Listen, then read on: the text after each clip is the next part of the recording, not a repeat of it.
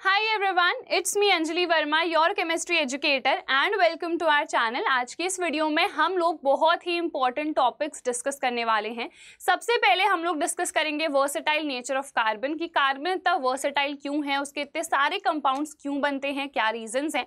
Then हम organic compounds के बारे में डिस्कस करेंगे। फिर हम हाइड्रोकार्बन्स को देखेंगे कि हाइड्रोकार्बन्स क्या होते हैं।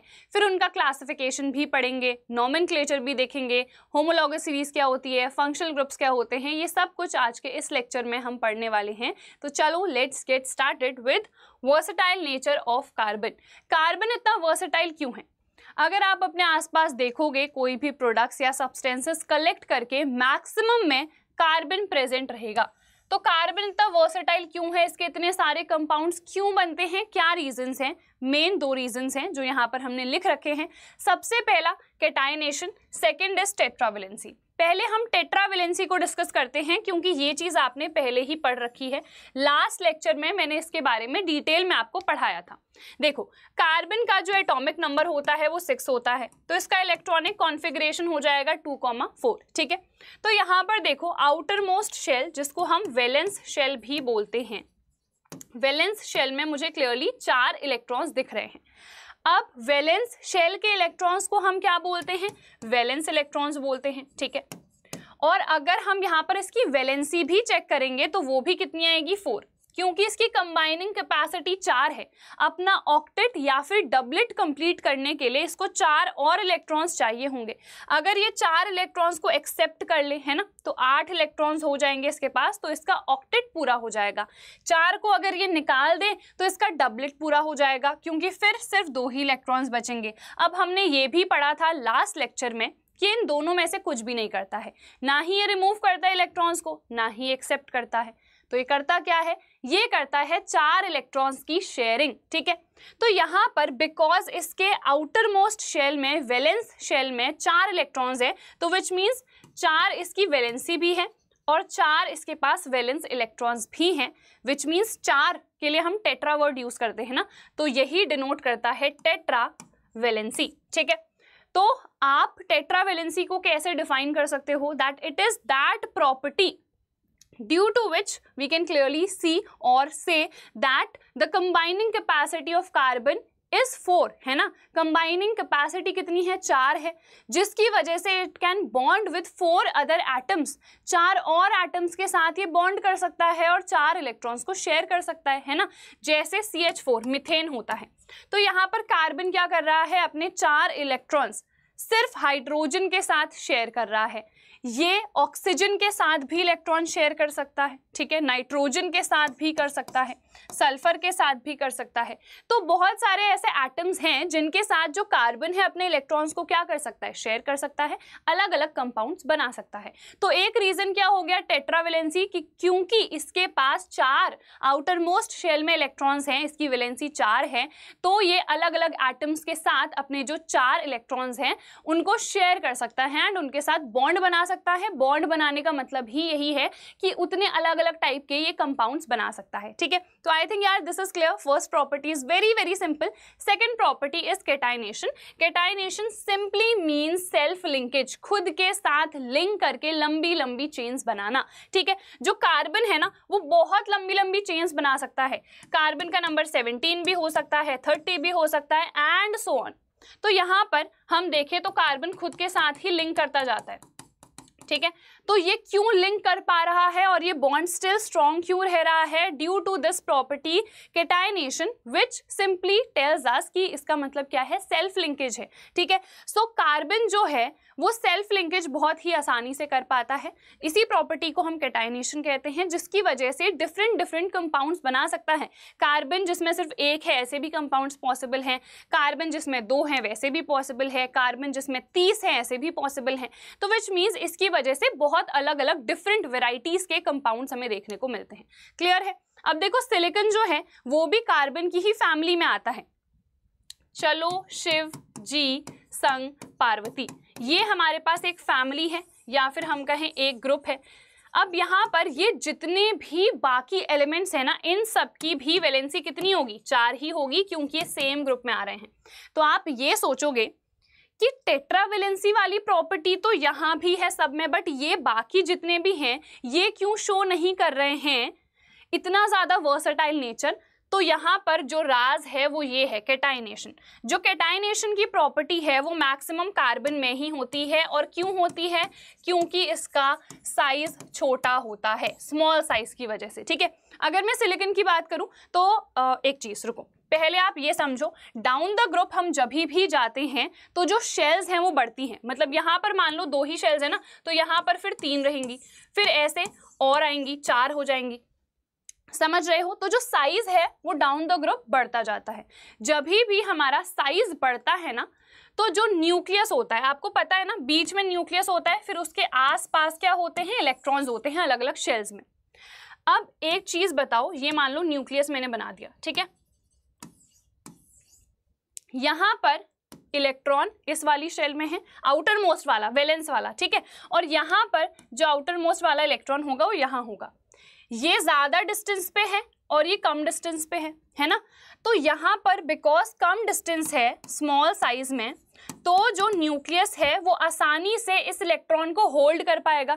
तो ये ज्यादा क्या रहेगा? स्टेबल स्ट्रक्चर रहेगा, ये थोड़ा अनस्टेबल हो जाएगा। ठीक है, तो मेन चीज जो हमें यहाँ पर सीखनी है वो क्या है कि सिलिकॉन में भी कैटाइनेशन की प्रॉपर्टी तो होती है, बट क्योंकि इसका जो साइज है वो काफी ज्यादा बड़ा हो जाता है, तो ये जो बॉन्ड होता है ना, ये उतना ज्यादा स्टेबल नहीं रहता है। ठीक है, समझो वापस से, ये हमारे पास सिलिकॉन है, ये हमारे पास कार्बन है, कार्बन का साइज है छोटा, तो जिसकी वजह से जो भी शेयर्ड पेयर ऑफ इलेक्ट्रॉन होगा उसको न्यूक्लियस बेटर तरीके से होल्ड कर पाएगा। जबकि अगर मैं बात करूं यहाँ सिलिकॉन की, तो बिकॉज साइज हैज इंक्रीज्ड, सो जो भी हमारे पास शेयर्ड पेयर ऑफ इलेक्ट्रॉन्स होंगे उसको न्यूक्लियस अच्छे तरीके से होल्ड नहीं कर पाएगा, जिसकी वजह से ये बॉन्ड वीक रहेगा, अनस्टेबल रहेगा, जबकि ये वाला जो बॉन्ड है वो स्ट्रॉन्गर है और ज्यादा स्टेबल है। समझ में आ गया? तो मेन 2 प्रॉपर्टीज हमें यहाँ पर सीखनी थी कि कार्बन का वर्सेटाइल नेचर क्यों है, because of catenation and tetravalency. Tetravalency बाकी एटम्स में भी होती है, बाकी जो एलिमेंट्स हैं जो इसी ग्रुप में आ रहे हैं उनमें भी होती है, बट कार्बन इतना ज्यादा डिफरेंट क्यों है, कार्बन के ही इतने सारे कंपाउंड्स क्यों हैं? Because of the main property which is catenation, which tells us that carbon can simply link with itself and make longer chains. ठीक है, this is what self linkage is and this property is known as catination. I hope this is clear. And why the bond of carbon is stronger than silicon because of the small size of carbon. The nucleus is able to hold the shared pair of electrons very strongly and hence the bond is stronger. समझ में आया? ये bond ज्यादा strong क्यों है, ज्यादा ताकतवर क्यों है? क्योंकि कार्बन का साइज छोटा है, तो न्यूक्लियस जो शेयर्ड पेयर है उसको अच्छे से पकड़ पा रहा है, होल्ड कर पा रहा है। ठीक है, चलिए जी नेक्स्ट टॉपिक पे आ जाते हैं। देखो यहाँ पर वही चीज जो मैंने अभी एक्सप्लेन करी है उसको डिटेल में लिखा हुआ है, आप चाहो तो एक बार इसका स्क्रीनशॉट ले सकते हो। The bonds that carbon forms with most other metals are very strong, making these compounds exceptionally stable. One reason for the formation of strong bonds by carbon is its small size. This enables the nucleus to hold on to the shared pairs of electrons strongly. The bonds formed by elements having bigger atoms are much weaker. क्योंकि यहाँ पर size क्या हो गया? Increase हो गया, size यहाँ पर बढ़ गया। ठीक है, समझ में आ गया होगा? चलो अब हम आ जाते हैं ऑर्गेनिक कंपाउंड्स में। ऑर्गेनिक कंपाउंड्स आखिरकार क्या होते हैं? 11th क्लास में आप पूरी ऑर्गेनिक केमिस्ट्री पढ़ोगे इन डिटेल, तो उससे पहले हमें ये पता होना चाहिए कि ऑर्गेनिक कंपाउंड्स हम किनको कह सकते हैं, किनको नहीं कह सकते हैं। क्या कार्बन के जितने कंपाउंड्स होंगे उन सबको मैं ऑर्गेनिक कंपाउंड्स कह सकती हूँ या नहीं कह सकती हूँ? ठीक है, चलो फिर जानते हैं। सबसे पहले बहुत टाइम पहले हम चले जाते हैं, ठीक है, पास में चले जाते हैं, तो यहाँ पर एक वाइटल फोर्स थ्योरी चलती थी। ठीक है, तो उस जमाने में कहा जाता था कि एक वाइटल फोर्स ज़रूरी होता है ऑर्गेनिक कंपाउंड्स को बनाने के लिए, और ऑर्गेनिक कंपाउंड्स वो कंपाउंड्स होते हैं जो हम सिर्फ प्लांट्स और एनिमल्स से ऑब्टेन करते हैं। ठीक है, तो वाइटल फोर्स मतलब वही नेचर का फोर्स ज़रूरी है और इसीलिए सिर्फ प्लांट्स और एनिमल्स से हम जिन कंपाउंड्स को डिराइव कर रहे हैं सिर्फ उनको हम ऑर्गेनिक कंपाउंड्स कह सकते हैं।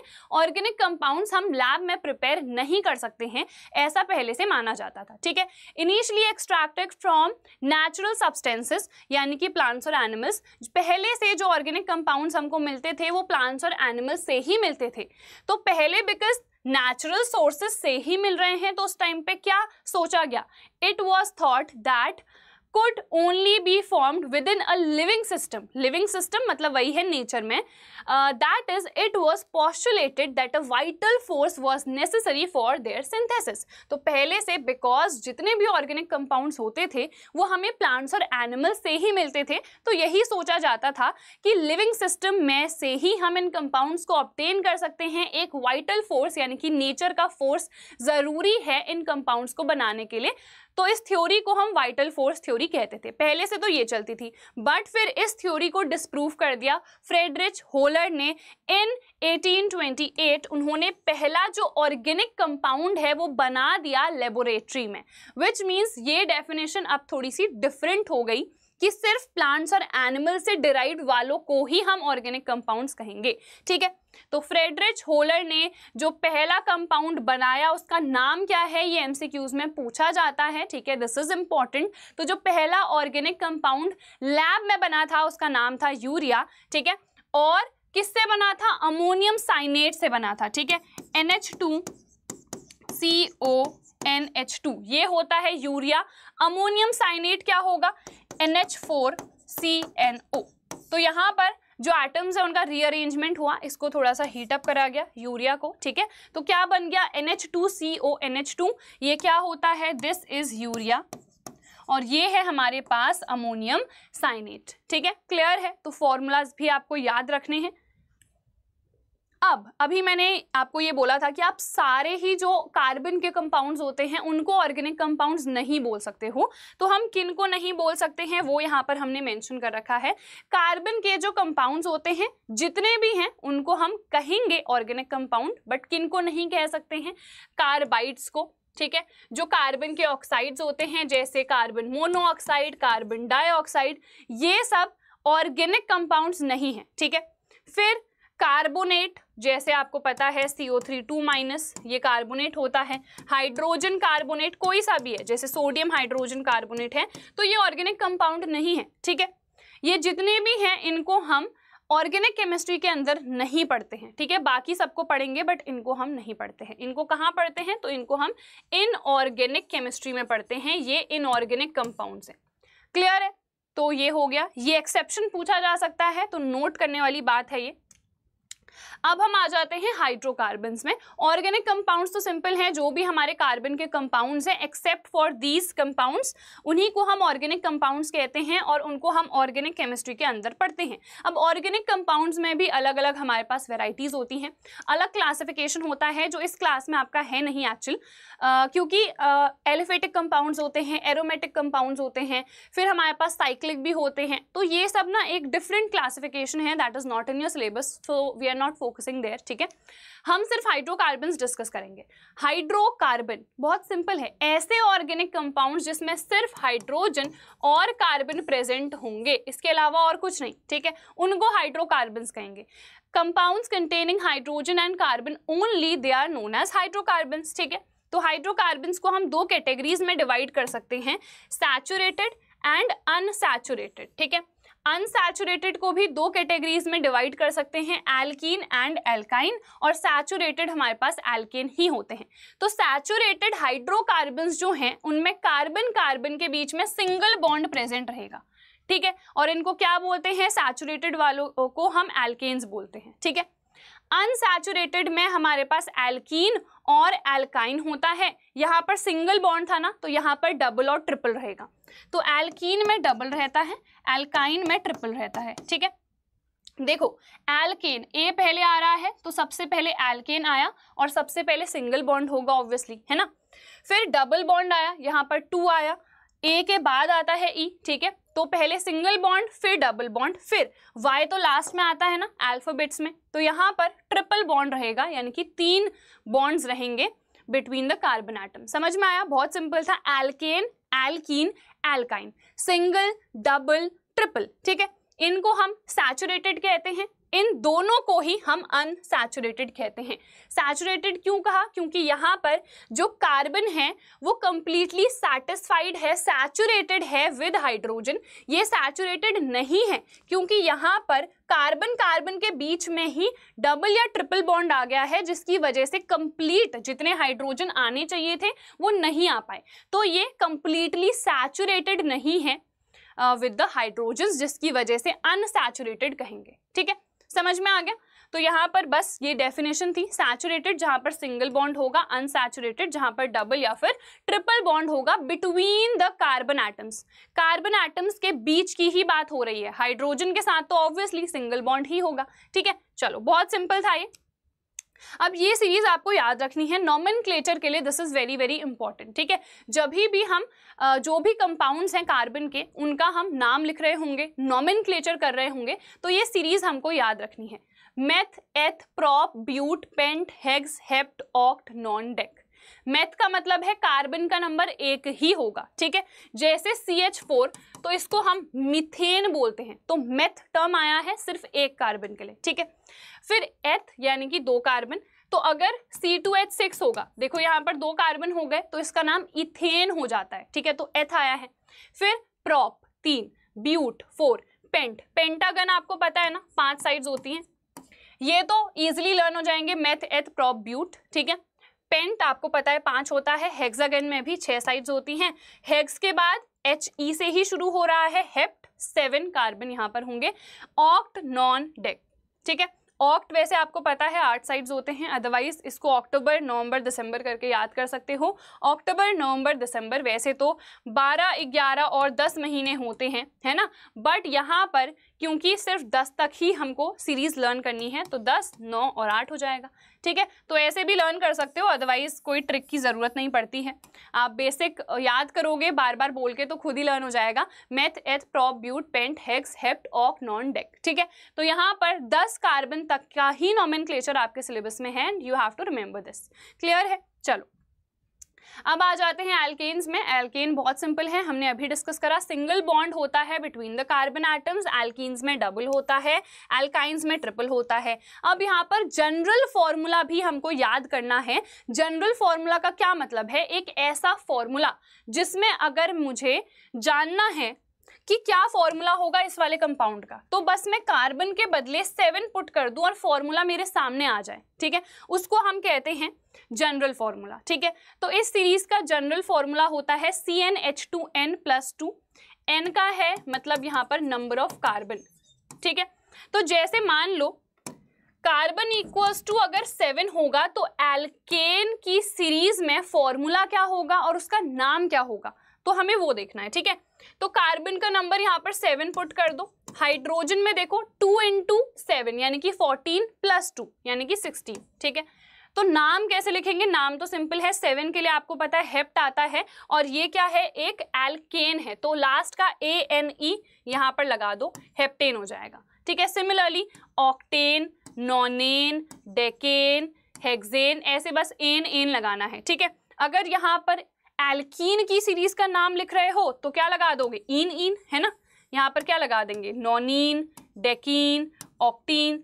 फिर अगर आइन वाली सीरीज यानी कि एल्काइन सीरीज का नोमेनक्लेचर कर रहे हो तो ब्यूटाइन, प्रोपाइन, इथाइन। ठीक है, मिथाइन तो होता ही नहीं है, एग्जिस्ट नहीं करता है, क्यों नहीं करता है वो भी अभी डिस्कस करेंगे। ठीक है, तो समझ में आ गया नोमेनक्लेचर कैसे करोगे। इसका जनरल फॉर्मूला क्या होगा? CnH2n, यानी कि ये तो बहुत सिंपल है, इसका बस डबल कर दो।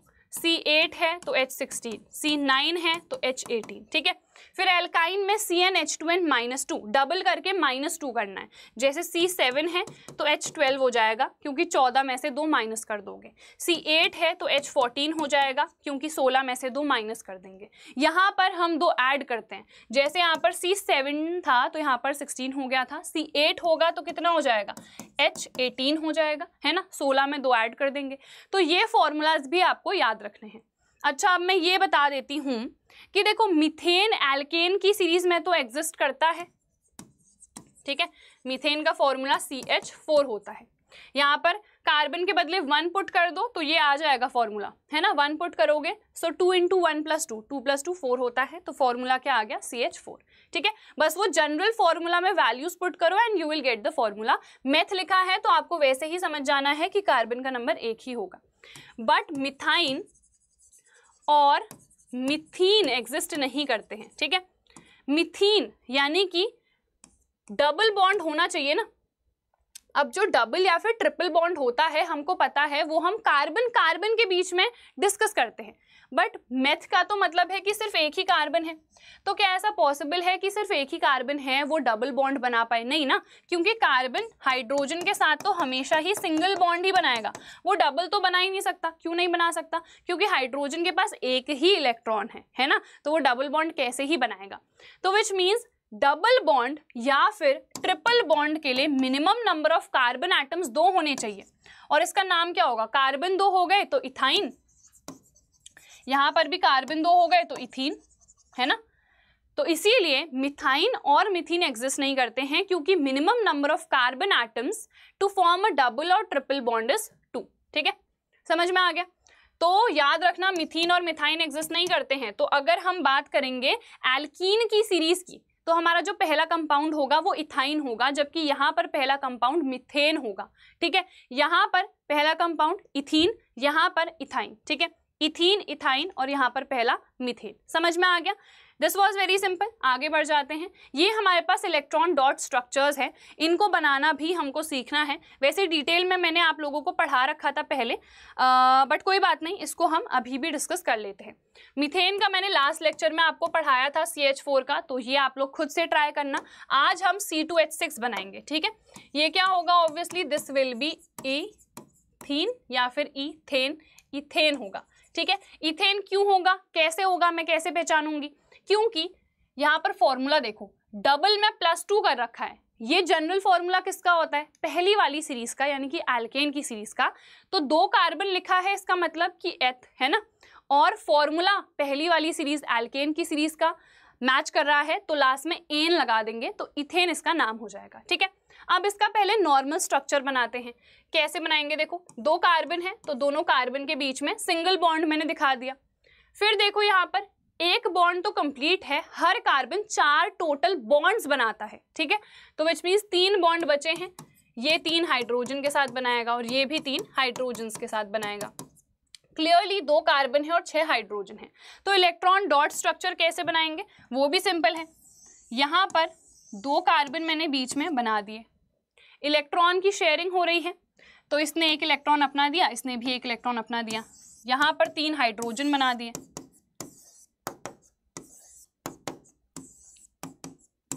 एंड 3। ठीक है, अब देखो ये कार्बन एक इलेक्ट्रॉन इस हाइड्रोजन को देगा, एक इसको, एक इसको।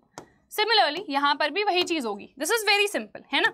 एक इलेक्ट्रॉन तो इस हाइड्रोजन के पास भी है, तो हाइड्रोजन का इलेक्ट्रॉन मैं क्रॉस से डिनोट कर देती हूँ।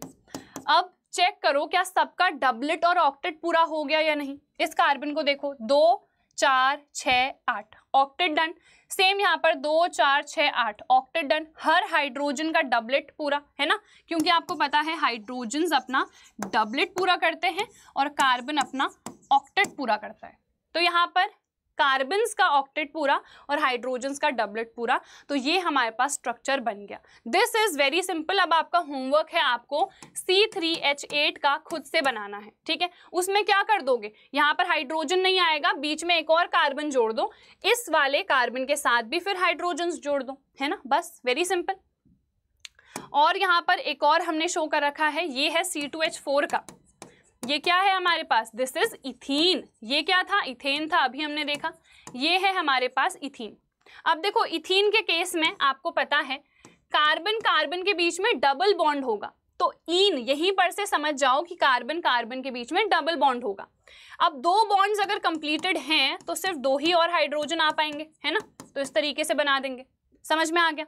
अब यहाँ पर देखो डबल बॉन्ड है, यानी कि हर कार्बन जो शेयर्ड पेयर है उसमें 2-2 इलेक्ट्रॉन दे रहा होगा। तो यहाँ पर देखो क्लियरली इस कार्बन ने भी 2 इलेक्ट्रॉन दिए, इस कार्बन ने भी 2 इलेक्ट्रॉन दिए। ठीक है, अब 4 हाइड्रोजन बना दिए, एक एक इलेक्ट्रॉन अपना अपना इसके साथ शेयर कर देगा। अब आप चेक करोगे तो हर कार्बन का ऑक्टेट पूरा और हर हाइड्रोजन का डबलेट पूरा। ठीक है, तो इस तरीके से इलेक्ट्रॉन डॉट स्ट्रक्चर्स बनाने हैं। ये है पूरा हमारे पास एल्केन की सीरीज। जनरल फॉर्मूला CnH2n+2 होता है। लास्ट में बस एन लगा देते हैं, methane, ethane, propane, butane, pentane. ठीक है, इस तरीके से बस एन लगा दोगे। Hexane, heptane, octane, nonane and decane. ठीक है, फॉर्मूला कैसे निकालना है बता दिया है। एन के बदले वैल्यू पुट कर देना। जैसे अगर मुझे ऑक्टेन निकालना है, ऑक्ट से समझ जाओगे कार्बन 8 होंगे, है ना, तो यहाँ पर 8 पुट करेंगे। हाइड्रोजन 8 का डबल +2 यानी कि 18, तो C8H18 ये हो गया फॉर्मूला। ठीक है, बाकी ये स्ट्रक्चरल फॉर्मूला है, इसका मतलब सिर्फ ये है कि आपने उसको खोल दिया है। ठीक है, तो ऐसे ऐसे करके बना दोगे 1 2 3 4 5 6 7 8। ठीक है, फिर क्या करोगे, यहाँ पर एक ही बॉन्ड आपको दिख रहा है, विच मीन्स यहाँ पर क्लियरली 3 हाइड्रोजन आ सकते हैं। इस कार्बन को देखो, 2 बॉन्ड कंप्लीटेड है ना, 1 और 2, तो यहाँ पर 2 हाइड्रोजन आएंगे। सेम यहाँ पर बीच में जितने भी हैं, क्योंकि उनके आजू बाजू 2 कार्बन ऑलरेडी हैं, तो 2 बॉन्ड उनके डन हैं, तो सिर्फ 2 हाइड्रोजन आ सकते हैं। ये खुला है, एक ही बॉन्ड है, तो यहाँ पर 3 हाइड्रोजन आ सकते हैं। ठीक है, इस तरीके से आप स्ट्रक्चरल फॉर्मूलाज बना सकते हो। ये रहेगा हमारा मॉलिक्यूलर फॉर्मूला। ठीक है, चलो डन हो गया। फिर ये एल्कीन मैंने बताया था, पहला जो कंपाउंड होगा वो क्या होगा, इथीन। यहाँ पर भी सीरीज वैसे ही चलेगी, यहाँ पर लास्ट में इन लगा देंगे। Ethene, propene, butene, pentene, hexene, heptene, octene, nonene और डेकीन। समझ में आ गया। जनरल फॉर्मूला क्या था, CnH2n। तो अगर मुझे हेप्टीन निकालना है तो मैं क्या करूंगी, यहाँ पर 7 पुट कर दूंगी। ठीक है, ये हो जाएगा उसका फॉर्मूला। समझ में आया। एक्सक्यूज मी, एक और चीज देखो, यहाँ पर क्या लिखा है, 1 ब्यूटीन 1 पेंटीन, इनका क्या मतलब है देखते हैं। पेंटीन का स्ट्रक्चर ले लेते हैं। ठीक है, पेंटीन का फॉर्मूला क्या होगा, C5H10। ठीक है, 1 2 3 4 5। इन लिखा है, इसका मतलब डबल बॉन्ड होगा। अब डबल बॉन्ड तो मैं कहीं पर भी लगा सकती हूँ, इधर पर भी लगा सकती हूँ, इधर पर भी लगा सकती हूँ, इधर पर भी लगा सकती हूँ, बट क्या सबका नेम सेम होगा, नहीं होगा। कैसे देखते हैं। अब मैं डबल बॉन्ड चाहे यहाँ वाले कॉर्नर पे लगाऊं, चाहे यहाँ वाले कॉर्नर पर लगाऊं, वो बात सेम है, क्योंकि आप उस टाइम पे जब काउंटिंग करोगे आप इसको पहला भी मान सकते हो, या आप चाहो तो इसको पहला भी मान सकते हो। ठीक है, तो यहाँ पर देखते हैं, हाइड्रोजन फिल कर देते हैं। सबसे पहले 2 बॉन्ड कंप्लीटेड हैं, सो 2 हाइड्रोजन आएंगे। यहाँ देखो 3 बॉन्ड कंप्लीटेड हैं, तो एक ही हाइड्रोजन आ सकता है। यहाँ 2 बॉन्ड कंप्लीटेड हैं, सो 2 हाइड्रोजन। यहाँ भी 2 बॉन्ड हैं, 2 हाइड्रोजन। यहाँ एक ही बॉन्ड है, सो 3 हाइड्रोजन। ठीक है, तो हो गया। फिर अब मैं क्या करूंगी, अगेन 5 कार्बन मैंने बनाए। अब मैंने क्या करा, ये बीच वाले पे कहीं पर मैं ले आई डबल बॉन्ड। ठीक है, अब देखते हैं, वापस से हाइड्रोजन फिल करते हैं। यहाँ पर एक ही बॉन्ड था, 3 हाइड्रोजन। यहाँ पर 3 बॉन्ड है, तो एक ही हाइड्रोजन आएगा।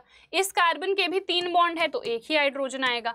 यहाँ पर 2 हाइड्रोजन और यहाँ पर वापस से 3 हाइड्रोजन। ठीक है, तो ये हमारे पास हो गया। अब देखो दोनों में डिफरेंस क्या आया, दोनों में डिफरेंस नेम का आएगा। कैसे, यहाँ पर देखो, क्योंकि पहले वाले कार्बन पर ही डबल बॉन्ड है, तो इसका नाम 1 पेंटीन होगा, या आप इसको सिंपली पेंटीन भी लिख सकते हो। बट अगर मैं इसकी बात करूंगी, ये अगर पहला कार्बन है तो ये दूसरा कार्बन होगा। ठीक है, तो विच मीन्स इसका नाम 2 पेंटीन हो जाएगा। ठीक है, तो आपसे अगर पेंटीन बनाने को बोला है, या कोई भी एल्कीन या एल्काइन, सो जो आप डबल या ट्रिपल बॉन्ड शो करोगे वो हमेशा किसी एंड कार्बन पर शो करोगे। ठीक है, नोट कर लो, एंड कार्बन पर ही शो करना है। या तो ये वाला हो सकता है वो एंड वाला कार्बन, या ये वाला हो सकता है, दोनों में से कोई भी चलेगा, बट एंड कार्बन होना चाहिए।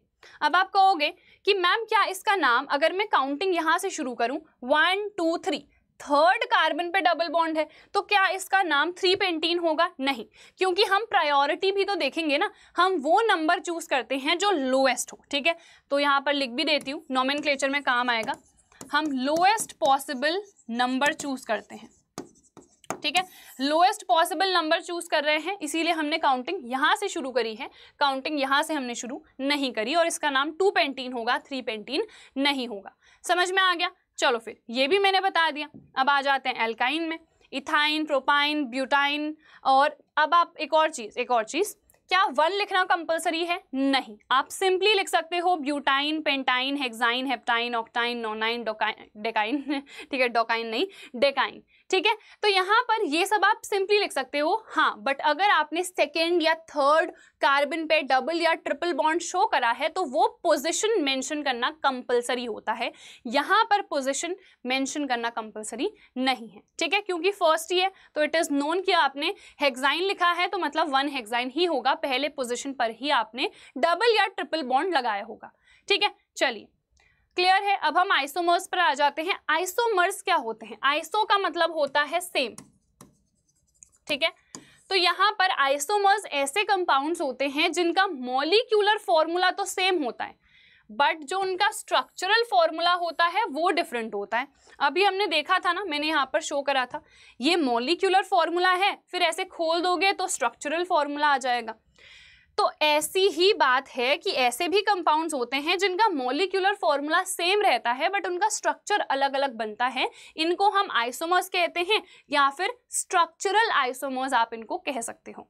तो हम ब्यूटेन और पेंटेन का पढ़ेंगे, यही दोनों आपके सिलेबस में एक्चुअल में है। तो सबसे पहले ब्यूटेन पे आते हैं। अगर मैंने ब्यूटेन लिखा है तो मतलब क्लियर है कि इसका फॉर्मूला क्या होगा, C4H10 होगा। क्यों? क्योंकि 4 का डबल 8, 8 + 2 10 होगा, ठीक है। तो ये क्या होगा इसका molecular formula, this is the molecular formula of it, ठीक है। तो मॉलिक्यूलर फॉर्मूला हमने लिख दिया। अब स्ट्रक्चरल फॉर्मूला देखते हैं। हम इसको सिंपली ऐसे बना सकते हैं, मैंने खोल दिया स्ट्रेट चेन के फॉर्म में, ठीक है। हाइड्रोजन्स फिल कर दो, सिंगल बॉन्ड है सो 3 हाइड्रोजन्स, यहाँ पर 2 बॉन्ड ऑलरेडी हैं तो 2 हाइड्रोजन आएंगे, यहाँ पर भी, यहाँ एक ही बॉन्ड है सो 3 हाइड्रोजन आएंगे। काउंट करो, 4 कार्बन है और 10 यहाँ पर हाइड्रोजन है तो डन, ठीक है। तो ये पहला आइसोमर है, इसको हम एन ब्यूटेन लिखते हैं। एन यानी कि नॉर्मल ब्यूटेन, कि ये स्ट्रेट चेन में बना है। एन का मतलब क्या है कि ये स्ट्रेट चेन्ड आइसोमर है। इसके बाद देखो, मैं ये भी तो कर सकती हूँ कि 3 मैंने ऐसे ले लिए और एक में मैंने ब्रांचिंग दे दी, ये भी तो कर सकते हैं हम। तो यहाँ पर हाइड्रोजन्स को फिल कर देते हैं। यहाँ पर देखो सिंगल बॉन्ड है सो 3 हाइड्रोजन आएंगे, ठीक है। यहाँ पर भी सिंगल बॉन्ड है सो यहाँ पर भी 3 हाइड्रोजन आएंगे। यहाँ 3 बॉन्ड है तो एक ही हाइड्रोजन आएगा, यहाँ पर एक ही बॉन्ड है सो 3 हाइड्रोजन आएंगे, ठीक है। अब यहाँ पर इसको हम क्या कहेंगे, इसका नाम होता है आइसोब्यूटेन। यहाँ पर ब्रांचिंग हो गई है और कितनी ब्रांचिंग हुई है, एक ही ब्रांचिंग हुई है, ठीक है। एक बार ब्रांचिंग हो गई ना यहाँ पर, तो ये हम इसको कह देंगे आइसोब्यूटेन। अब इसका IUPAC नेम क्या होगा, ये इंपॉर्टेंट है। तो कार्बन में नंबरिंग देते हैं ना हम, तो 1 2 3 नंबरिंग दे दी। अब देखो, जब हमने एक स्ट्रेट चेन देखी तो स्ट्रेट चेन तो यही आ रही है ना, मतलब पेन बिना उठाए मैं यहाँ तक पहुँच सकती हूँ, यहाँ पहुँचना है तो पेन उठानी पड़ेगी, ठीक है। तो विच मीन्स ये एक आइसोमर ही होगा। ये ब्रांचिंग दिखा रहा है मुझे, तो इसका नाम क्या होगा। देखो सेकंड पोजीशन पे ये वाला ग्रुप आ रहा है, ये वाला ग्रुप यानी कि CH3 ग्रुप। अब इसको क्या बोलते हैं, इसको एल्काइल बोलते हैं। क्यों बोलते हैं ये भी एक डिफरेंट स्टोरी है, अभी बताऊंगी, पहले नाम बता देती हूँ। अब ये जो CH3 है ये मिथाइल है, ठीक है। तो सेकंड पोजीशन पे मिथाइल आ रहा है, सो 2 मिथाइल। और मेन चेन में देखो कितने कार्बन है, 3 कार्बन अगर होते हैं सिंगल बॉन्ड वाले में, उसको क्या बोलते हैं, प्रोपेन। सो इसका नाम हो जाता है या हो जाएगा 2 मिथाइल प्रोपेन, ठीक है। अब यहाँ पर ये एल्काइल वाले पे चले जाते हैं पहले, ठीक है। जो जो कंफ्यूजन्स आती रह रही हैं बीच में उसको लेते रहेंगे, ठीक है। एल्काइल ग्रुप क्या होता है, एक एल्केन में से जब आप एक हाइड्रोजन को निकाल दोगे तो जो ग्रुप बनेगा उसको एल्काइल कहते हैं और इसको हम कैपिटल R से रिप्रेजेंट करते हैं, ठीक है। देखो जैसे मैंने CH4, ये क्या था, मीथेन, इसमें से एक हाइड्रोजन रिमूव कर दिया तो क्या बचा, CH3। ये डैश दिखाना जरूरी है क्योंकि इसका बॉन्ड कंप्लीट नहीं हुआ है, ये तलाश में है एक और किसी बॉन्ड के, ठीक है। तो यहाँ पर इसको मैं क्या कहूंगी, मिथाइल कहूंगी। सिमिलरली C2H6 क्या होता है, इथेन होता है, एक हाइड्रोजन निकाल दो, C2H5, तो इसको मैं क्या कहूंगी, इथाइल कहूंगी, ठीक है। और जो भी एल्काइल ग्रुप्स होते हैं उनको R से हम रिप्रेजेंट करते हैं। तो यहाँ पर समझ गए, इसका नाम मिथाइल क्यों आया? क्योंकि एक एल्काइल ग्रुप है और ये ब्रांचिंग में था, ये मेन चेन में नहीं आ रहा है। यहाँ पर देखो आप ऐसा नहीं करोगे कि 1 2 3 चलो मजा आ गया, ये भी तो CH3 ही है, इसको मैं लिख देती हूँ 3 मिथाइल। ऐसा नहीं करोगे। क्यों नहीं करोगे? उसका भी रीजन है, क्योंकि यहाँ पर स्ट्रेट चेन बन रही है ना, यहाँ कोई ब्रांचिंग नहीं है। ये चीज आप तभी करोगे जब ब्रांचिंग में वो आ रहा है, ठीक है? यहाँ पर नहीं कर सकते हो। समझ में आ गया? तो यहाँ पर 2 मिथाइल प्रोपेन इसका नाम हो गया, क्योंकि मेन चेन में 3 कार्बन थे, सो प्रोपेन, और ये जो मिथाइल ग्रुप था ये ब्रांचिंग में आ रहा था, सो 2 मिथाइल प्रोपेन। तो आई थिंक अभी तक सारे डाउट्स मैंने आपके क्लियर कर दिए होंगे। अब एक और चीज, एक क्वेश्चन आता है, डाउट भी होगा आपका, कि हमने ब्यूटेन और पेंटेन के आइसोमर बनाए, क्या हम मीथेन, इथेन, प्रोपेन इनके भी आइसोमर बना सकते हैं? So answer is no. इनके आइसोमर्स आप नहीं बना सकते हो, क्योंकि आइसोमर बनाने के लिए ब्रांचिंग होनी जरूरी है, ठीक है? अभी हम पेंटेन के भी बना के देखेंगे, अभी हमने देखे नहीं है, बट उससे पहले ये डाउट क्लियर कर लो कि इन तीनों के नहीं बना सकते हैं, क्योंकि आइसोमर बनाने के लिए स्पेसिफिकली, अगर हम ज़्यादा प्रिसाइज हो, स्ट्रक्चरल आइसोमर बनाने के लिए ब्रांचिंग ज़रूरी है। क्या सिर्फ एक कार्बन में कोई ब्रांचिंग हो पाएगी? नहीं। 2 कार्बन में कोई ब्रांचिंग हो पाएगी? नहीं ना। या तो मैं ऐसे लिख दूं, या ऐसे लिख दूं, या ऐसे लिख दूं, बात तो एक ही है तो 2 ही कार्बन, कोई ब्रांचिंग नहीं हो रही है। प्रोपेन में 3 कार्बन को मैं ऐसे लिख दूं, चाहे मैं ऐसे लिख दूं, चाहे मैं ऐसे लिख दूं, ये एक ही चेन आ रही है, मतलब बिना पेन उठाए, है ना? पेन मेरे को उठाने की जरूरत ही नहीं है, मैं तीनों को काउंट कर सकती हूँ। ये भी ऐसे आ रही है, ये भी ऐसे आ रही है। तो ऊपर से हम ये समझ गए कि इसमें भी ब्रांचिंग नहीं हो सकती है, इसमें भी नहीं हो सकती, और एक कार्बन में तो क्या ही ब्रांचिंग होगी। तो बिकॉज यहाँ पर ब्रांचिंग पॉसिबल नहीं है, तो इनके स्ट्रक्चरल आइसोमर्स भी पॉसिबल नहीं है। क्वेश्चन पूछा जाएगा, so this is what you have to answer, ठीक है? ये आइसोब्यूटेन है, या इसको आप आई ब्यूटेन भी लिख सकते हो। एंड IUPAC नेम इसका क्या होता है? अब ये IUPAC क्या है तो वो भी अभी देखेंगे, बट हाँ कुछ रूल्स फॉलो करने होते हैं किसी भी कंपाउंड का नाम लिखने के लिए, उसको हम IUPAC नॉमेनक्लेचर कहते हैं। उसके अकॉर्डिंग इसका नाम क्या होगा? 2 मिथाइल प्रोपेन, ठीक है? चलिए आगे बढ़ जाते हैं। पेंटेन के चलो बना लेते हैं, ठीक है? पेंटेन के आइसोमर्स बनाना सीखते हैं। सबसे पहले इसका फॉर्मूला क्या होगा? तो C5H12 ये होगा, है ना? तो यहाँ पर सबसे पहला तो सिंपल है, हमको स्ट्रेट चेन में ही बनाना है, जिसको हम N पेंटेन कहेंगे। ये हमारे पास स्ट्रेट चेन वाला आइसोमर है, हाइड्रोजन्स फिल कर देंगे। एक चीज समझ गए होंगे, यहाँ पर अगर सिंगल बॉन्ड है इसका मतलब है 3 हाइड्रोजन और आएंगे, यहाँ पर भी एक ही बॉन्ड है, सो 3 हाइड्रोजन, और बीच में जो ये कार्बन आते हैं, क्योंकि इनके 2 बॉन्ड्स कंप्लीटेड हैं, तो इनके पास 2 ही हाइड्रोजन्स आएंगे, है ना? तो इस तरीके से मैं यहाँ पर हाइड्रोजन्स बना देती हूँ। अब दूसरे आइसोमर पर आ जाते हैं। 4 को मैंने ऐसे बना दिया और 1 मैंने ब्रांचिंग में दे दिया। अब अगर मैं यहाँ पर ब्रांचिंग दूंगी या फिर मैं यहाँ पर ब्रांचिंग दूंगी, तो क्या कोई डिफरेंस आएगा? नहीं, क्योंकि अभी मैंने बताया था काउंटिंग यहाँ से शुरू हो जाएगी, तो ये सेकंड नंबर पर ही ब्रांचिंग आ रही है। अगर मैं यहाँ पर लिख दूंगी तो काउंटिंग यहाँ से शुरू हो जाएगी, सेकंड नंबर पर ही ब्रांचिंग आ रही है, तो एक ही आइसोमर बनेगा, ठीक है? तो यहाँ पर देखो हाइड्रोजन्स फिल कर दो। एक ही बॉन्ड है 3 हाइड्रोजन, एक ही बॉन्ड है 3 हाइड्रोजन, एक ही बॉन्ड है 3 हाइड्रोजन, 2 बॉन्ड है 2 हाइड्रोजन, 3 बॉन्ड है 1 ही हाइड्रोजन, ठीक है? तो इसको मैं क्या कहूँगी? इसको मैं आइसोपेंटेन कहूँगी। आइसोपेंटेन का मतलब है कि यहाँ पर एक ब्रांचिंग आपने दी है, ठीक है? अब इसका IUPAC नेम क्या होगा?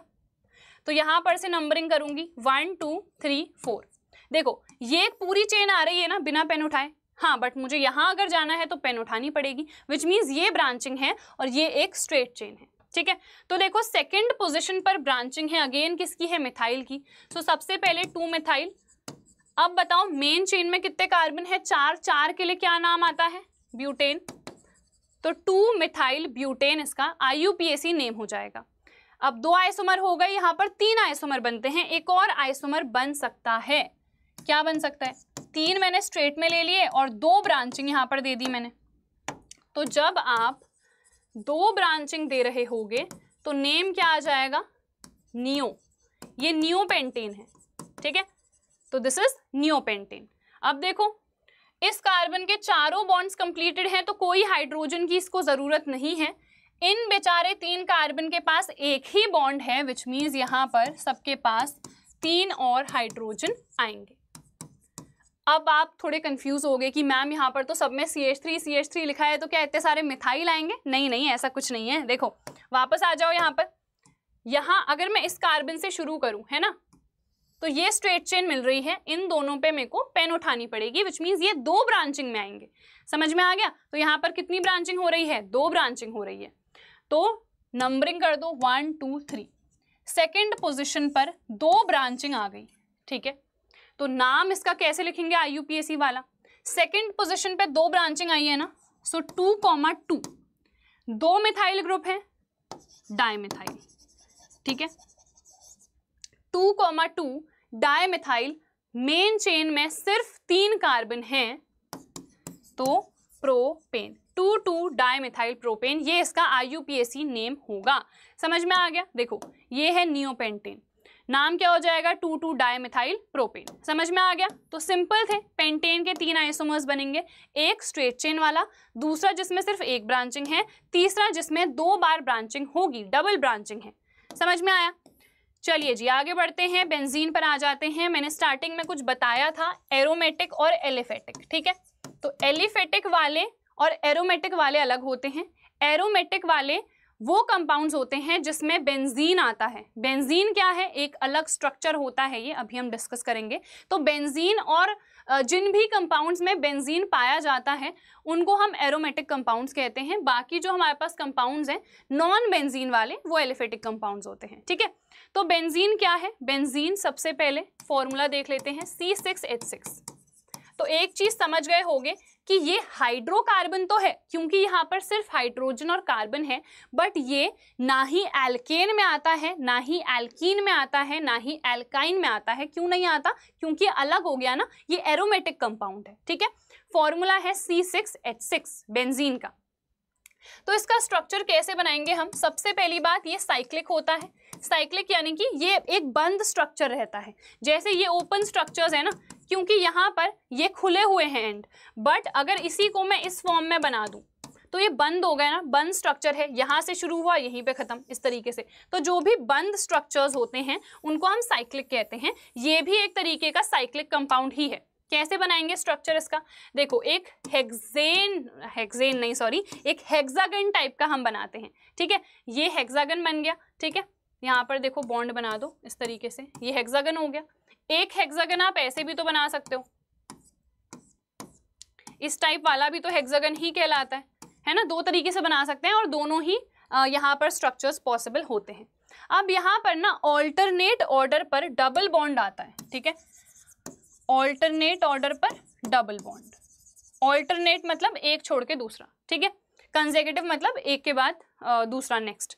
तो यहाँ पर अगर डबल बॉन्ड है तो इस पे नहीं आएगा, नेक्स्ट पे आएगा, इस पे, फिर इस पे नहीं आएगा, इस पे आएगा, ठीक है। अब देखो हर कार्बन के पास 3-3 बॉन्ड्स कंप्लीटेड है, हर कार्बन को देखो, तो हर कार्बन के पास सिर्फ एक ही हाइड्रोजन आ सकता है ना, तो बस बना दो, बन गया स्ट्रक्चर आपका बेंजीन का। ये हमारे पास तैयार।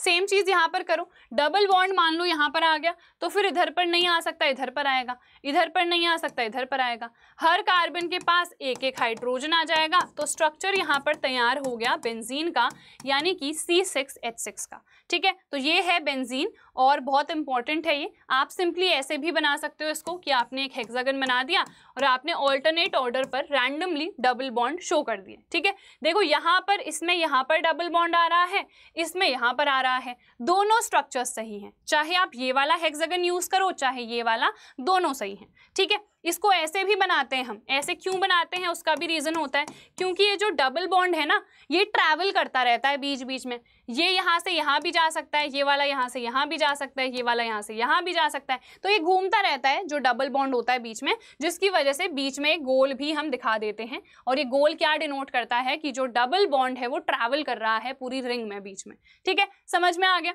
तो सिंपल था बेंजीन। अब आ जाओ साइक्लिक कंपाउंड्स में। साइक्लिक कंपाउंड्स क्या है? ये भी तो साइक्लिक ही था, है ना, बट ये एरोमेटिक था। यहाँ पर हम एलिफेटिक वाला देखेंगे, ठीक है। तो ये हमारा एलिफेटिक वाला है।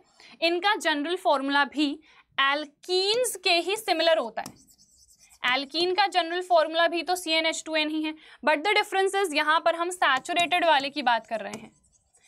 है ना। यहाँ पर जो हम साइक्लिक कंपाउंड्स देखने वाले हैं उनमें सिंगल बॉन्ड प्रेजेंट रहता है, जबकि एल्कीन में डबल बॉन्ड प्रेजेंट रहता है, ठीक है। अब देखो सबसे पहला जो साइक्लिक सैचुरेटेड कंपाउंड पॉसिबल है वो साइक्लोप्रोपेन है, ठीक है। इससे पहले मीथेन और इथेन का नहीं बन सकता है, क्योंकि 1 और 2 कार्बन में आप क्या ही साइकिल बनाओगे, है ना, ये तो ओपन स्ट्रक्चर्स है। बट हाँ, 3 कार्बन में हम बना सकते हैं एक साइकिल वाला स्ट्रक्चर, एक रिंग स्ट्रक्चर, ऐसे बना सकते हैं सिंपली, ठीक है। तो इनका जनरल फॉर्मूला क्या था, CnH2n। कैसे आया वो भी देख लेते हैं। हर कार्बन के पास 2 बॉन्ड ऑलरेडी यहाँ पर कंप्लीटेड है, विच मीन्स 2 और हाइड्रोजन आ सकते हैं हर कार्बन के पास सिर्फ। तो इसका फॉर्मूला क्या हो गया, C3H6, ठीक है। तो कभी भी अगर एग्जाम में क्वेश्चन आता है कि फॉर्मूला C3H6 है, ये सैचुरेटेड है या अनसैचुरेटेड है, तो आप डायरेक्टली अनसैचुरेटेड नहीं लिखोगे सोच के कि हाँ ये तो एल्कीन ही है, नहीं, ये हमारे पास साइक्लिक कंपाउंड भी तो हो सकता है ना, वो तो सैचुरेटेड होता है। तो you have to mention both कि ये हमारे पास जो कंपाउंड है ये सैचुरेटेड भी हो सकता है और अनसैचुरेटेड भी हो सकता है। समझ में आया। फिर देखो साइक्लोब्यूटेन अगर बनाना है तो ब्यूटेन का मतलब यहाँ पर 4 कार्बन होंगे, तो 1 2 3 4 एक स्क्वायर टाइप का यहाँ पर बन जाएगा, और 2 बॉन्ड हर कार्बन के कंप्लीटेड हैं, तो हर कार्बन के पास 2 हाइड्रोजन्स आ जाएंगे। फिर साइक्लो पेंटेन हो गया मान लो, ठीक है, तो पेंटेन के स्ट्रक्चर में बना दो इस तरीके से, ये स्ट्रक्चर बन जाएगा।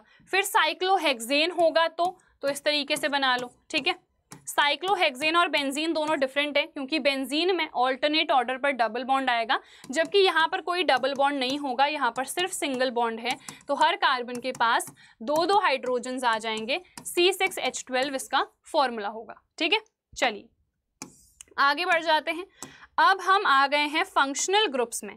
ये टॉपिक एक्चुअल में काफ़ी ज़्यादा इंपॉर्टेंट है, मैं देख रही हूँ काफ़ी टाइम ऑलरेडी हो गया है रिकॉर्डिंग को, but this is very important, ठीक है। काफ़ी ज़्यादा लंबी जाएगी रिकॉर्डिंग, बट ये इंपॉर्टेंट रहेगी आपके लिए, तो अच्छे से पूरी ही वीडियो को आपको देखना है, स्किप नहीं करना है, ठीक है। तो फंक्शनल ग्रुप पे हम आ जाते हैं। फंक्शनल ग्रुप हमारे पास क्या होते हैं, देखो जो कार्बन है ना वो सिर्फ हाइड्रोजन के साथ बॉन्ड नहीं बनाता है। अगर कार्बन और हाइड्रोजन ही सिर्फ पाए जा रहे हैं तो उनको क्या कहते हैं, हाइड्रोकार्बन कहते हैं। एल्केन, एल्कीन और हमारे पास एल्काइन था जो कि हमने अच्छे से स्टडी कर लिए। बट यहाँ पर फंक्शनल ग्रुप क्या है, फंक्शनल ग्रुप वो ग्रुप होते हैं जिनमें हेटेरो एटम पाए जाते हैं। अब ये हेटेरो एटम क्या है, जो भी एटम हाइड्रोजन को रिप्लेस करता है किसी हाइड्रोकार्बन में से, उसको हम हेटेरो एटम कहते हैं। ये ऑक्सीजन हो सकता है, नाइट्रोजन हो सकता है, सल्फर हो सकता है, कोई हैलोजन हो सकता है, जैसे कि हमारे पास क्लोरीन है, फ्लोरीन है, आयोडीन है, ठीक है, इनमें से कुछ भी हो सकते हैं। तो ये सारे एटम्स क्या कहलाते हैं, हेटेरो एटम कहलाते हैं। The element replacing hydrogen from a hydrocarbon is referred to as or is known as an hetero atom. ऐसे ग्रुप्स जिनमें ये हेटेरो एटम्स पाए जाते हैं उन ग्रुप्स को हम फंक्शनल ग्रुप्स कह देते हैं, ठीक है। और ये जो फंक्शनल ग्रुप्स होते हैं ये स्पेसिफिक प्रॉपर्टीज प्रोवाइड करते हैं, चाहे वो हमारे पास केमिकल प्रॉपर्टी हो, चाहे वो हमारे पास फिजिकल प्रॉपर्टी हो। स्पेसिफिक फिजिकल और केमिकल प्रॉपर्टीज प्रोवाइड करते हैं ये फंक्शनल ग्रुप्स किसी भी कंपाउंड को, ठीक है, समझ में आ गया। तो मेनली ये जो फंक्शनल ग्रुप्स होते हैं ना यही रिस्पॉन्सिबल होते हैं फॉर डिफरेंट केमिकल प्रॉपर्टीज, यानी कि अलग अलग रिएक्शंस दिखाएंगे।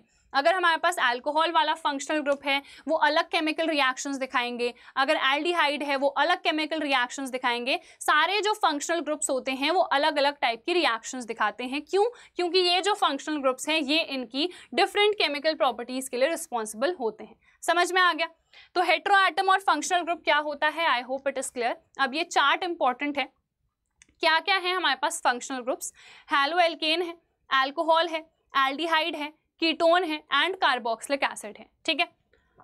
अच्छा एक और चीज यहाँ पर ये भी पूछा जा सकता है कि इनमें कौन कौन से हेटेरो एटम है, तो आपको घबराना नहीं है, जो भी हाइड्रोजन और कार्बन के अलावा एटम दिख रहा है वो हेटेरो एटम हो जाएगा, ठीक है। यहाँ पर मैं लिख के भी आपको शो कर दूंगी। सबसे पहले हैलोएल्केन, देखो एल्केन तो दिख ही रहा है यहाँ पर, बट हैलो भी लिखा है। हैलो क्यों आया है, फॉर हैलोजन्स। हैलोजन क्या होते हैं, 17th ग्रुप के जो भी हमारे पास एलिमेंट्स होते हैं उनको हैलोजन्स बोलते हैं। जैसे इनको हम मेनली एक्स से डिनोट करते हैं, ठीक है। क्लोरीन हो सकता है, फ्लोरीन है, आयोडीन है, ब्रोमीन है, एस्टेटीन है, ये सब हमारे पास हैलोजन्स होते हैं, ठीक है। तो जब ये किसी हमारे हाइड्रोकार्बन के साथ जुड़ेंगे तो उसको हम हैलो एल्केन कह देंगे, ठीक है। और यहाँ पर सिर्फ हम एल्केन की ही बात कर रहे हैं, तो स्पेसिफिकली हम कहें तो किसी एल्केन के साथ जब भी कोई हैलोजन जुड़ता है तो उसको हैलो एल्केन कह देते हैं, ठीक है। तो देखो यहाँ पर इसका जो फॉर्मूला होता है वो क्या होता है, RX। क्यों? क्योंकि जैसे मेरे पास क्या है CH4, ये मीथेन है, ठीक है। तो इसका एक हाइड्रोजन चला गया, एक हाइड्रोजन किसने रिप्लेस कर दिया, क्लोरीन ने। तो ये क्या होगा, मिथाइल ग्रुप ना अभी पढ़ाया था, ठीक है। तो ये एक एल्काइल है, तो R आ गया एल्काइल के लिए और X आ गया इस हैलोजन के लिए, ठीक है। तो इसका फॉर्मूला क्या आएगा, RX आएगा, समझ में आ गया होगा। हेटेरो एटम क्या होगा वो भी समझ गए होंगे, जो भी यहाँ पर क्लोरीन, फ्लोरीन, आयोडीन, ब्रोमीन, जो भी हैलोजन आएगा वो हेटेरो एटम होगा, ठीक है। फिर अल्कोहल, तो अल्कोहल का जो फॉर्मूला होता है वो ROH होता है। एग्जाम्पल CH3OH, ठीक है। जब हाइड्रोजन को ये पूरा OH ग्रुप रिप्लेस करता है तो हम कह देते हैं कि ये अल्कोहल वाला ग्रुप है, ठीक है। और यहाँ पर हेटेरो एटम क्या होगा, OH नहीं होगा, यहाँ हेटेरो एटम सिर्फ ऑक्सीजन होगा, क्योंकि हाइड्रोजन और कार्बन के अलावा मुझे सिर्फ ऑक्सीजन दिख रहा है ना। ये पूरा जो OH है this is a functional group, और ये सिर्फ जो ऑक्सीजन है वो हेटेरो एटम होगा, समझ में आ गया, ठीक है। फिर आ जाते हैं एल्डिहाइड में। एल्डिहाइड में डबल बॉन्ड O और H आता है और ये हमेशा एंड कार्बन पर आएगा, ये चीज भी नोट करो, ठीक है। तो यहाँ पर RCHO, इसको RCHO भी लिखते हैं हम, या फिर RC डबल बॉन्ड OH, ऐसे भी आप डिनोट कर सकते हो, ठीक है। तो यहाँ पर देखो ये पूरा जो है ना, this is a complete functional group. ये जो पूरा हमारे पास है, थोड़ा डार्कर कलर लेते हैं, ये this is the complete functional group aldehyde वाला। डबल बॉन्ड O आएगा कार्बन के साथ और H आएगा, ठीक है। तो RCHO करके आप इसको रिप्रेजेंट कर सकते हो, समझ में आ गया। तो ये क्लियर है। यहाँ पर भी हेटेरो एटम क्या है, सिर्फ ऑक्सीजन है, तो ऑक्सीजन लिख दिया। फिर कीटोन में आते हैं। कीटोन में भी डबल बॉन्ड O होता है, बट ये हमेशा मिडिल वाले कार्बन पर आता है। मिडिल मतलब ये एंड पे नहीं आएगा, उसके अलावा कहीं भी बीच में घुस सकता है, ठीक है। तो यहाँ पर हम RC double bond O R' ऐसे शो कर देते हैं। ये R और R' क्यों लिखा है, क्योंकि ये दोनों सेम भी हो सकते हैं, ये अलग भी हो सकते हैं, वी नेवर नो। यहाँ पर भी सिर्फ ऑक्सीजन ही है हमारे पास हेटेरो एटम, ठीक है जी। फिर कार्बोक्सिलिक एसिड, ये होता है C double bond O OH, यहाँ पर भी R लगा देंगे हम, ठीक है। यहाँ पर भी मुझे हेटेरो एटम ऑक्सीजन ही दिख रहा है। तो समझो, वापस से रिकॉल करते हैं। अगर सिर्फ OH आ रहा है तो अल्कोहल है, अगर डबल बॉन्ड O आ रहा है एंड वाले कार्बन पर तो एल्डिहाइड है, अगर डबल बॉन्ड O आ रहा है किसी बीच वाले कार्बन पर तो वो कीटोन है, और अगर डबल बॉन्ड O के साथ OH भी है सेम उसी कार्बन पर, ठीक है। ये नहीं कि डबल बॉन्ड O अलग है OH अलग है तो भी कार्बोक्सिलिक एसिड होगा, नहीं, ये ग्रुप सेम कार्बन के साथ अटैच होना चाहिए। Double bond O and OH तो वो कार्बोक्सिलिक एसिड होगा, ठीक है, समझ में आ गया। अब नोमेनक्लेचर पर आ जाते हैं। इनका नोमेनक्लेचर कैसे करते हैं, तो हैलो एल्केन लिखा है ना, तो सिमिलरली यहाँ पर भी हम जो भी हैलोजन आ रहा है उसको पहले ही लिखते हैं, तो इसको हम प्रीफिक्स में इस्तेमाल करते हैं। प्री का मतलब क्या होता है, पहले, है ना, तो प्रीफिक्स में इस्तेमाल कर रहे हैं पहले। जैसे अगर मान लो मुझे इसका नाम लिखना है CH3Cl, तो क्या होगा, क्लोरो मीथेन है ना, तो क्लोरोमीथेन हो जाएगा, ठीक है। तो यहाँ पर देखो हैलो लिखा है, तो क्लोरीन के लिए क्लोरो, फ्लोरो, आइडो, ब्रोमो ऐसे लिखेंगे, ठीक है। उसके बाद अल्कोहल, ये सब हमारे सफिक्स में आते हैं। सफिक्स मतलब लास्ट में। तो अगर मुझे यहाँ पर मान लो CH3OH का ही नाम लिखना है तो क्या होगा, मेथेनॉल। जो मीथेन का ई होता है लास्ट का उसको काट दो बस और लगा दो इसको, ठीक है। तो इसके लिए क्या आता है, यहाँ पर लिखती हूँ मैं, इसके लिए OL आता है, ठीक है। एल्डिहाइड के लिए AL आता है, कीटोन के लिए लास्ट का ONE आता है, और कार्बोक्सिलिक एसिड के लिए लास्ट का, खैर इसका लास्ट का नहीं है बट ओइक एसिड लिखते हैं, ठीक है, लास्ट में। तो कोई भी कार्बोक्सिलिक एसिड है, मान लो जैसे हमारे पास ये हो गया, पेन थोड़ी हम हल्की ले लेते हैं, HC डबल बॉन्ड OH। तो यहाँ पर सिर्फ एक कार्बन मुझे दिख रहा है ना, एक कार्बन दिख रहा है, विच मीन्स मीथेन होना चाहिए था। ये लास्ट में क्या कर देंगे, मीथेन का ई काट दो और क्या लगा देंगे यहाँ पर, ओइक एसिड, तो ये हो जाएगा मेथेनोइक एसिड, ठीक है। समझ में आया, इस तरीके से नोमेनक्लेचर करना है। देख लो वापस से आप इसको, जो अभी मैंने शो करा है वही है ये, ठीक है। एस्टर और ईथर आपके सिलेबस में है नहीं, तो उसमें हम ज़्यादा डिटेल में जाएंगे नहीं। अब हम आ जाते हैं होमोलॉगस सीरीज में। इसके अलावा हमारे पास फिर नॉमेनक्लेचर है, उसके बाद हम डायरेक्टली क्वेश्चंस डिस्कस करेंगे, तो ज़्यादा भी नहीं बचा है, ठीक है। तो होमोलॉगस सीरीज क्या होती है? होमो का मतलब भी अप्रॉक्सीमेटली हमारे पास सेम ही होता है, ठीक है। जैसे होमोजेनस मिक्सचर है, तो होमोजेनस मिक्सचर्स क्या होते हैं? जहाँ पर यूनिफॉर्मिटी होती है, तो यहाँ पर भी वही सेम यूनिफॉर्मिटी होगी। तो होमोलॉगस सीरीज एक ऐसी सीरीज होती है जिसमें जितने भी कंपाउंड्स आ रहे हैं उनका सेम जनरल फॉर्मूला रहता है, ठीक है। जैसे हमारे पास, अगर मैं एल्केन की सीरीज की बात करूं, हमें पता है इस सीरीज में जितने कंपाउंड्स आएंगे उनका सेम जनरल फॉर्मूला होगा, तो एल्केन एक होमोलॉगस सीरीज है। फिर एल्कीन, ये भी पूरी एक होमोलॉगस सीरीज है। एल्काइन, ये भी पूरी एक होमोलॉगस सीरीज है। अल्कोहल, ये भी पूरी एक होमोलॉगस सीरीज है। एल्डिहाइड, ये भी पूरी एक होमोलॉगस सीरीज है, ठीक है। तो हमारे पास होमोलॉगस सीरीज ऐसी सीरीज होती हैं जिनमें जितने भी कंपाउंड्स हैं उनका सेम जनरल फॉर्मूला होता है। जो भी दो कंसेक्यूटिव या फिर सक्सेसिव कंपाउंड्स होते हैं, यानी कि एक के बाद आने वाला दूसरा, उनमें होता है CH2 यूनिट का डिफरेंस। आप कोई भी सीरीज ले लो, जैसे एल्केन की लेती हूँ, सबसे पहला होता है मीथेन CH4, फिर होता है इथेन C2H6। इन दोनों को सब्ट्रैक्ट करो, कार्बन 2 - 1, एक कार्बन बचेगा, हाइड्रोजन 6 - 4, 2 हाइड्रोजन बचेंगे। आप कोई भी दो कंसेक्यूटिव यानी कि एक के बाद आने वाला दूसरा कंपाउंड ले लो, उन दोनों में डिफरेंस लो, अगर वो सेम होमोलॉगस सीरीज में आ रहे हैं तो उनमें हमेशा CH2 यूनिट का ही डिफरेंस होगा, ठीक है। तो homologous series is a series of hydrocarbons which have similar chemical properties and they share the same general formula. General formula same है और इनकी chemical properties भी same होती हैं, क्योंकि functional group same होगा। जैसे अल्कोहल है तो इसमें हमारे पास obviously alcohol is the functional group, तो यहाँ पर जितने कंपाउंड्स होंगे सेम रिएक्शंस दिखाएंगे। अभी मैंने बताया था ना कि if we are talking about functional groups, तो वो स्पेसिफिक केमिकल प्रॉपर्टीज को प्रोवाइड करते हैं टू एनी कंपाउंड, तो जिसकी वजह से होमोलॉगस सीरीज में जितने कंपाउंड्स आएंगे उन सब में obviously same functional group exist कर रहा होगा, तो उनकी सेम केमिकल प्रॉपर्टीज होंगी, ठीक है। इसके अलावा जनरल फॉर्मूला सेम होगा। इसके अलावा जो कंसेक्यूटिव कंपाउंड्स हैं उनमें CH2 यूनिट का डिफरेंस होगा। CH2 यूनिट का डिफरेंस यानी कि कितने मॉलिक्यूलर मास का डिफरेंस होगा। कार्बन का मॉलिक्यूलर मास 12 होता है, हाइड्रोजन का 1 होता है, सो 2 है, सो 2 × 1 कर देंगे, सो 12 + 2 हो गया कितना 14, तो 14 एटॉमिक मास यूनिट का डिफरेंस होगा अगर हम मॉलिक्यूलर मास के टर्म्स में बात करें। अगर हम यूनिट के बारे में बात करेंगे तो CH2 यूनिट का डिफरेंस आएगा, ठीक है। चलो, तो यहाँ पर देखो अल्कोहल की सीरीज लिख दी है, CH3OH, ये हमारे पास क्या होगा मेथनॉल, फिर एथनॉल, प्रोपेनॉल, ब्यूटेनॉल। तो यहाँ पर कोई भी दो कंसेक्यूटिव ले लो, सब में CH2 यूनिट का डिफरेंस आएगा। Same goes with alkanes, alkynes as well as alkenes. कोई भी होमोलॉगस सीरीज लोगे उसमें कोई भी दो कंसेक्यूटिव कंपाउंड्स आप लोगे तो CH2 यूनिट का ही डिफरेंस आएगा। बट एक चीज है, अगर हम एक होमोलॉगस सीरीज में बात करें ना तो एक चीज बढ़ती भी है। क्या चीज बढ़ती है? Physical properties. फिजिकल प्रॉपर्टीज हमेशा ही इंक्रीज होती है, या फिर हम कहें we get to see a gradation in the physical properties as we move towards greater number of carbon. क्यों? क्योंकि कार्बन का नंबर जब बढ़ेगा ना तो फोर्स ऑफ अट्रैक्शन भी तो बढ़ेगा, है ना। कार्बन का नंबर बढ़ गया तो फोर्स ऑफ अट्रैक्शन भी बढ़ गया, मॉलिक्यूलर मास बढ़ रहा है तो ऑब्वियसली बॉन्ड स्ट्रॉन्गर होता जाएगा। अब स्ट्रॉन्गर होता जाएगा तो मेल्टिंग पॉइंट, बॉइलिंग पॉइंट, ये सब भी बढ़ेगा ना।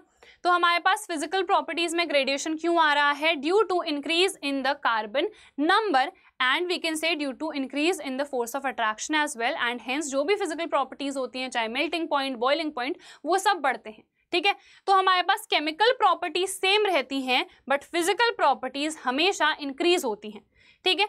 समझ में आ गया? क्लियर है? चलो आगे बढ़ जाते हैं। नॉमेनक्लेचर मैंने पहले ही बता दिया है, जो हैलोजेंस हैं वो प्रीफिक्स में आएंगे, बाकी सब जो हैं वो सफिक्स में आएंगे। तो यहाँ पर कुछ हमारे पास कंपाउंड्स भी हैं, इनका नाम लिखते हैं।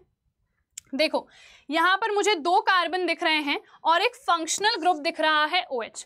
फंक्शनल ग्रुप दिख गया मतलब OH से मैं समझ गई ये अल्कोहल है। कार्बन है 2, अगर कार्बन 2 हैं तो वैसे तो इसका नाम इथेन होना चाहिए था, बट क्योंकि एक फंक्शनल ग्रुप भी है तो लास्ट का ई मैं हटा दूंगी और अल्कोहल के लिए क्या आता है OL, तो OL लगा दो, तो इसका नाम हो गया एथेनॉल। यहाँ पर आओ, यहाँ पर मुझे 2 कार्बन दिख रहे हैं वापस से, डबल बॉन्ड O और H वाला ग्रुप दिख रहा है, तो ये एल्डिहाइड है, मैं समझ गई। तो इसमें भी मैं इथेन लिखूंगी, E हटा दूंगी, ये एल्डिहाइड है तो लास्ट में Al लगाते हैं, तो ये क्या हो जाएगा, इथेनल। इधर पर आओ, 1 2 3 4 4 कार्बन है, COOH। OOH किसके लिए आता है, कार्बोक्सिलिक एसिड के लिए। 4 कार्बन के लिए क्या आता है, ब्यूटेन। तो ब्यूटेन का लास्ट का E हटा दो। कार्बोक्सिलिक एसिड के लिए क्या आता है, ओइक एसिड, तो ये हो गया ब्यूटेनोइक एसिड। इधर आओ, ये तो अभी हमने लिखा था, नाम इसका क्या था, एथेनॉल था। इधर पर आओ, 1 2 3 4 5 6 6 कार्बन है। 6 कार्बन के लिए नाम क्या होता है, हेक्सेन होता है। अब यहाँ पर बीच के किसी कार्बन पे मुझे ऑक्सीजन दिख रहा है, यानी कि डबल बॉन्ड O वाला ग्रुप, वो कौन सा था, कीटोन था, ठीक है। तो उसके लिए हम लास्ट में क्या लगाते हैं, ओन। तो ये हेक्सेन होना चाहिए था, बट E हटा दूंगी, लास्ट में ओन लगा दूंगी, तो हेक्सेनोन हो गया इसका नाम, ठीक है। इधर पर आओ, 1 2 3 4 5 5 यहाँ पर कार्बन है, लास्ट में CHO दिख रहा है। CHO का मतलब यही वाला होता है, एल्डिहाइड। तो यहाँ पर 5 के लिए पेंटेन आना चाहिए था, लास्ट का E हटा दो। इसके लिए क्या आता है, एल्डिहाइड है तो Al, तो ये हो गया पेंटेनल। क्लियर, तो ये नॉमेनक्लेचर हो गए बहुत आसानी से। अब यहाँ पर लास्ट में हमारे पास क्वेश्चंस हैं जो हमारी NCERT की इंटेक्स एक्सरसाइज में गिवन है, तो कर लेते हैं। How many structural isomers can you draw for pentane. अभी हमने कर दिया था, वापस में रिपीट नहीं करूंगी। 3 हम बना सकते हैं। एक हमारा स्ट्रेट चेन वाला होता है N पेंटेन, एक में हम एक ही ब्रांचिंग देते हैं आइसोपेंटेन, और थर्ड वाले में हम 2 ब्रांचिंग देते हैं, दैट इज नियोपेंटेन। ठीक है, चलो, what are the 2 properties of carbon which lead to the huge number of carbon compounds we see around us? Cationation और tetravalency स्टार्टिंग में ही डिस्कस करा था। What will be the formula and electron dot structure of cyclopentane? Cyclopentane का अभी हमने देखा था C5H10, ये होगा formula, but electron dot structure हमने नहीं देखा था, तो हम अभी देखेंगे। ठीक है, देखो, इलेक्ट्रॉन डॉट स्ट्रक्चर बनाने से पहले हमेशा हम क्या करते हैं, नॉर्मल स्ट्रक्चर बनाते हैं। तो इस तरीके से हमने बनाया था, है ना। हमने कहा था यहाँ पर 2 हाइड्रोजन आएंगे। इसको भी मैं बेटर तरीके से ऐसे लिख सकती हूँ कि यहाँ पर 2 हाइड्रोजन मैंने इस तरीके से शो कर दिए अलग से। ठीक है, यहाँ भी हम शो कर सकते हैं, same here as well and here also. ठीक है, तो इसको मैं कैसे ड्रॉ करूँगी, देखो, सबसे पहले एक कार्बन यहाँ पर आएगा, ठीक है, फिर यहाँ पर 1 2 3 4 एंड 5 ऐसे ही बनाएंगे। ठीक है, अब उसके बाद हर कार्बन के पास, पहले तो बीच में लिख देती हूँ, carbon carbon carbon carbon and carbon. Her carbon के पास 2 हाइड्रोजन्स हैं।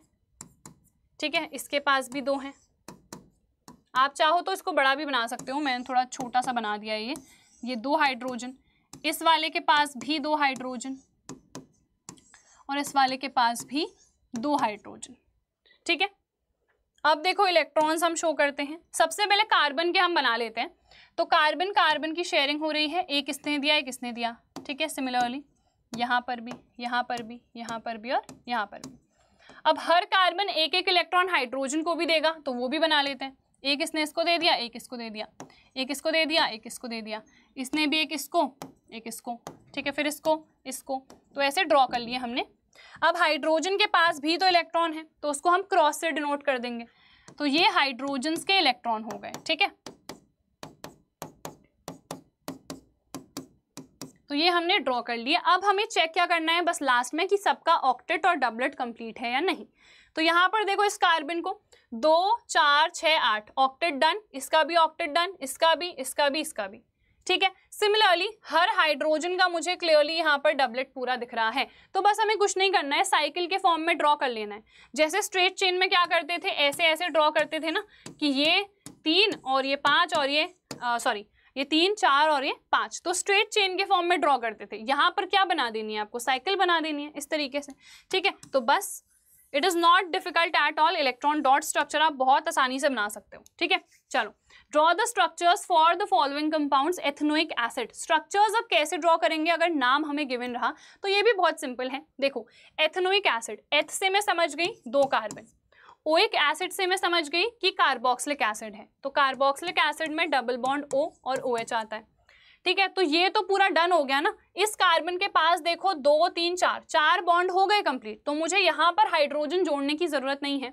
यहाँ पर एक ही बॉन्ड दिख रहा है, तो यहाँ पर 3 हाइड्रोजन आ जाएंगे, बस एथेनोइक एसिड तैयार हो गया। ठीक है, फिर ब्रोमोपेंटेन, सबसे पहले पेंटेन लिखा है तो 1 2 3 4 5 कार्बन बन गए। ब्रोमो लिखा है विच मीन्स ब्रोमीन आएगा। अगेन देखो पोजीशन मेंशन नहीं करी हुई है, विच मीन्स हम या तो ये फर्स्ट वाले या फिर ये लास्ट वाले पे कहीं पर भी ब्रोमीन को लगा सकते हैं, बीच में नहीं लगा सकते क्योंकि पोजीशन मेंशनड नहीं है। अगर मान लो यहाँ 2 ब्रोमोपेंटेन लिखा होता तो आप सेकंड वाली पोजीशन पर सिंपली ब्रोमीन को लगा देते। यहाँ पोजीशन मेंशनड नहीं थी तो हम एंड वाले पर ही जाएंगे ऑब्वियसली। ठीक है, या तो इस पे या फिर इस वाले पे। अब क्या बचा, हाइड्रोजन जोड़ना। 2 बॉन्ड कंप्लीटेड है, 2 हाइड्रोजन आएंगे। यहाँ भी 2 बॉन्ड कंप्लीटेड है, 2 हाइड्रोजन। यहाँ भी 2 बॉन्ड कंप्लीटेड है, 2 हाइड्रोजन। यहाँ भी 2 बॉन्ड कंप्लीटेड है, 2 हाइड्रोजन। यहाँ एक ही बॉन्ड कंप्लीटेड है तो 3 हाइड्रोजन। ठीक है, अच्छा एक होमवर्क है आपका, कमेंट बॉक्स में मुझे आंसर चाहिए, क्या ये जो मैंने ब्रोमोपेंटेन बनाया है ये एक हाइड्रोकार्बन है या नहीं? This is what you guys have to answer in the comment box below. ठीक है, चलो इसी में आगे क्वेश्चन है, are structural isomers possible for bromopentane? तो बिल्कुल इसका आंसर क्या होगा, यस। ठीक है, स्ट्रक्चरल आइसोमर्स पॉसिबल हैं। कैसे पॉसिबल हैं? जैसे हमने पेंटेन के बनाए थे वैसे ही ब्रोमोपेंटेन के भी पॉसिबल हैं। यहाँ पर आप एक स्ट्रेट चेन ले लो, फिर आप ब्रांचिंग दे दो, फिर आप 2 ब्रांचिंग दे दो, तो स्ट्रक्चरल आइसोमर्स बन जाएंगे। आंसर क्या होगा हमारा, यस। जैसे हमने पेंटेन के बनाए थे वैसे ही ब्रोमोपेंटेन के भी पॉसिबल हैं। अच्छा, अब ब्यूटेनोन का बनाना है, तो ब्यूट से मैं समझ गई 4 कार्बन आएंगे, ओन से मैं समझ गई कि बीच में कहीं पर भी हमें डबल बॉन्ड ओ लगाना है। आप यहाँ पर भी लगा सकते हो, यहाँ पर भी लगा सकते हो, क्योंकि अल्टीमेटली वो सेकंड पोजीशन पर ही काउंट होगा। ठीक है, तो यहाँ पर देखो सिंगल बॉन्ड है यानी 3 हाइड्रोजन और आएंगे। इस वाले कार्बन का तो बॉन्ड कंप्लीट है, 2 3 4 बॉन्ड डन। यहाँ 2 बॉन्ड है, 2 हाइड्रोजन आएंगे। यहाँ 1 बॉन्ड है, सो 3 हाइड्रोजन आएंगे। ठीक है, तो ब्यूटेनोन भी बन गया। हेक्सेनल, हेक्स का मतलब 6 कार्बन, 1 2 3 4 5 6। अल का मतलब कि एल्डिहाइड ग्रुप है, तो एल्डिहाइड ग्रुप तो एंड वाले कार्बन पर ही आता है, मैंने लगा दिया।